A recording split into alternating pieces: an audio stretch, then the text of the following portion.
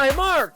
Hello, it's Mark from Worth It Repairs by Mark, and today we're doing an iPhone 14 screen replacement. Need your splicer, got to get a spudger, a Y000 screwdriver, and your P2 star bit for the bottom. Alright, first we're going to take out the P2 screws, and then we're going to heat up the screen in our heater. It is not on the video, I'm sorry about that.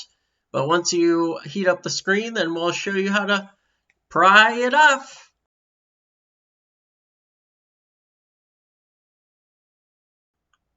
If it's too hot to touch, then it's hot enough and it's time to pry off the screen. I already heated it up outside the camera view. Anyways, I use a crock pot actually filled with silicone pads, and that heats it up for me. But you want to start at the bottom of the screen, just like any other iPhone. This is my first look into the iPhone 14, so I was quite surprised what I found on the inside. I hope you enjoy the repair. This is my first time doing it, so I'm learning more about it, and it looks like it's going to be a pretty great phone to repair in the future.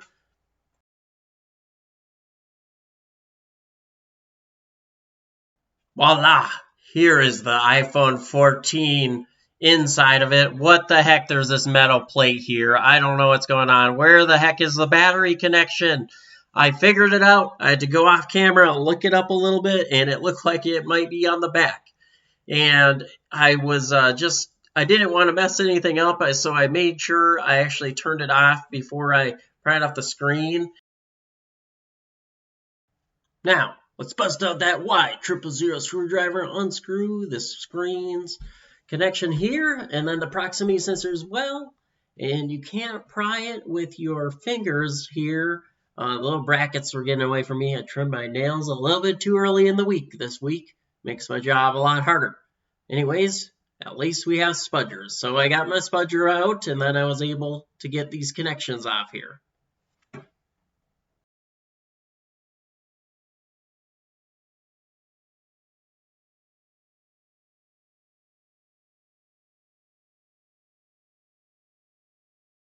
I was extremely worried I might have broken it because I didn't disconnect the battery, but I went ahead with the repair. So I'm just testing the screen to make sure it boots up still. Still booting up after I turn it off, so I'm just going to turn it off again here, and then let's move on with the repair. Get that plastic spudger out, disconnect that. Got to get the proximity sensor off here. Y000 screwdriver, there's 2 screws on there. It's really hard to get off. Actually recommend using heat or maybe even acetone for it, but I use heat and then like slowly kind of pry at it underneath with a metal pry tool, or sometimes I try to use a plastic tool, but they're just not as thin as I would like them to be.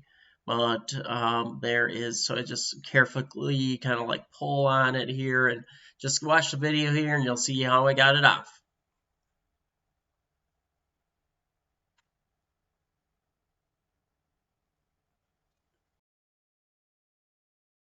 So I'm working my way around the proximity sensor here. Now I'm just getting all the proximity light sensor moved out with some tweezers. Maybe loosen up the end a little bit so I can get a better pull on it. There we go. I was able to get it off. Now I got to put it on the new screen and just lay it all back just how I saw it. And then we get to test the phone. Well, we'll lay down the adhesive and then test the phone and then put it all the way together and call it good. There we go. iPhone 14 screen replacement. Worth it! Like and subscribe.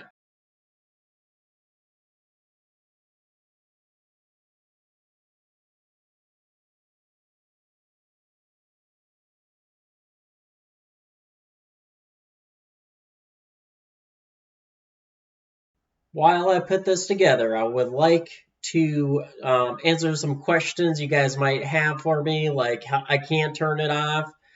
So if you can't turn it off, you'll disconnect the battery. You would have to take off the back first and then disconnect the battery and then disconnect the screen.